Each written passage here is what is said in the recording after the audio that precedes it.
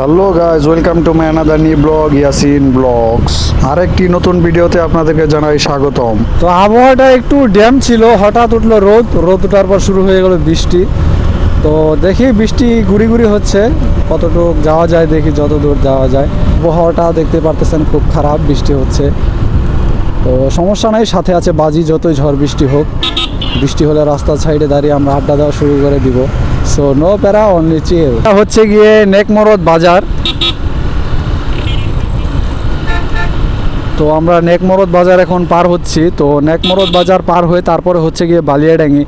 বালিয়াডাঙ্গি থেকে 8-9 কিলো ভিতরে, তারপরে হচ্ছে গিয়ে চা বাগান, আর চা বাগানের পাশেই হচ্ছে গিয়ে ইন্ডিয়া বাংলাদেশের সীমান্ত।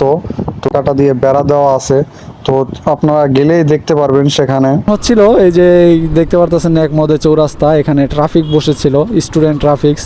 তো এখানে একটা গোল চত্বর দেওয়া হয়। তো এই যে দেখতেছেন, আগে শুধু ঝুড়ে ছিল, এখন ইট দিয়ে গেঁথে দেওয়া হয়েছে। এটা একটা ভালো উদ্যোগ আমি মনে করি। চিপা রাস্তা এসে গেল, ট্রাক হবে এখন চাপতে, তারপরে যেতে পারবো আমরা দুইজন। No tension, no tension, no tension, no tension, চলে যাবো আস্তে করে। মানে রাস্তা যেমনই হোক, আমি যেখানে যাই না কেন পুশ করে বের হয়ে যাব, পুষ্পা। তো ভাবতেছি আমি আর অমিত কিছুদিনের মধ্যে একটা ওয়ার্ল্ড ট্যুরে বের হব, বিশ্ব ভ্রমণে বাইক নিয়ে। ঠিক আছে? তো আপনারা যদি চান যে আমরা দুই বন্ধু একসাথে ওয়ার্ল্ড ট্যুরে বের হই, তো অবশ্যই কমেন্ট করে জানাবেন, তাহলে আমরা দুইজন মিলে একটা ওয়ার্ল্ড ট্যুর দিয়ে দিব এই বাইকটাকে নিয়ে। ঠিক আছে? আমাদের ওয়ার্ল্ড হচ্ছে কিন্তু এই বাংলাদেশটাই, আবার বিদেশ ভাবেন না, আমাদের অত টাকা পয়সা নাই, কম বাজেটে মানে দেশটা ঘোরার চিন্তা ভাবনা আছে।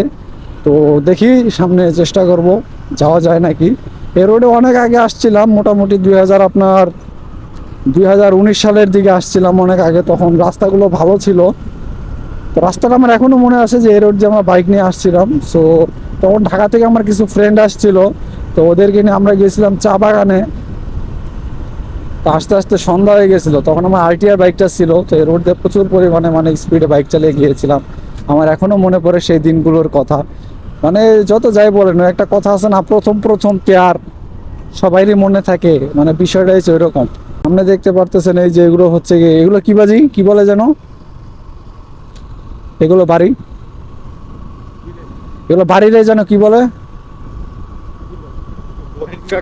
ও রোহিঙ্গা না, না রোহিঙ্গা না, এগুলো তো রোহিঙ্গা ক্যাম্প তো কক্সবাজারে, গুচ্ছগ্রাম।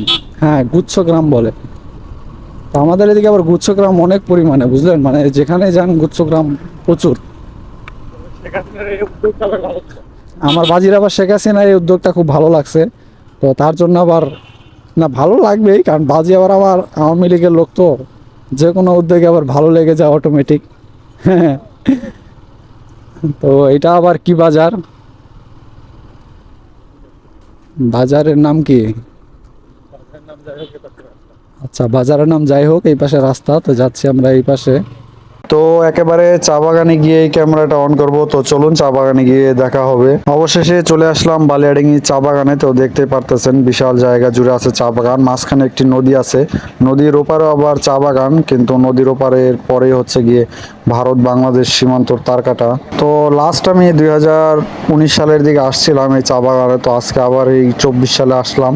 তো মোটামুটি 5 বছর পর আসলাম এই চা বাগানটিতে।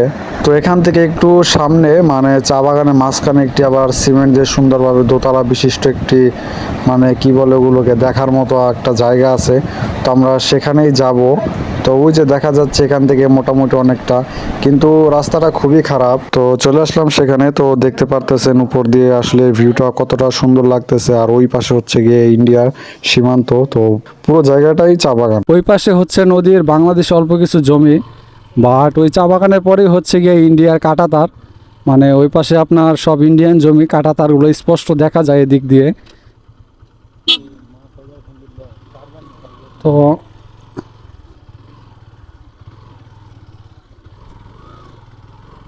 তো অনেক মানুষ আছে এখানে, দেখতে পারতেছেন এই যে প্রচুর লোক আসে এই জায়গায়। আজকে শুক্রবার, হয়তো এর জন্য বেশি করে লোকজন আসতেছে। তো তো আমরা এখন চলে যাচ্ছি রানীশঙ্করের দিকে। অনেক ঘোরাঘুরি করলাম, আর আজকে প্রচুর গরম। তো বিকালে একটু আবহাওয়া ঠান্ডা ছিল, বাট এখন প্রচুর গরম। তো তার জন্য এখন চলে যাচ্ছি, এখন রানীশঙ্করে যাব। তো আজকের ব্লগটি এখানে শেষ করতেছি। তো সবাই ভালো থাকবেন এবং সম্পূর্ণ ভিডিওটি দেখার জন্য অসংখ্য ধন্যবাদ।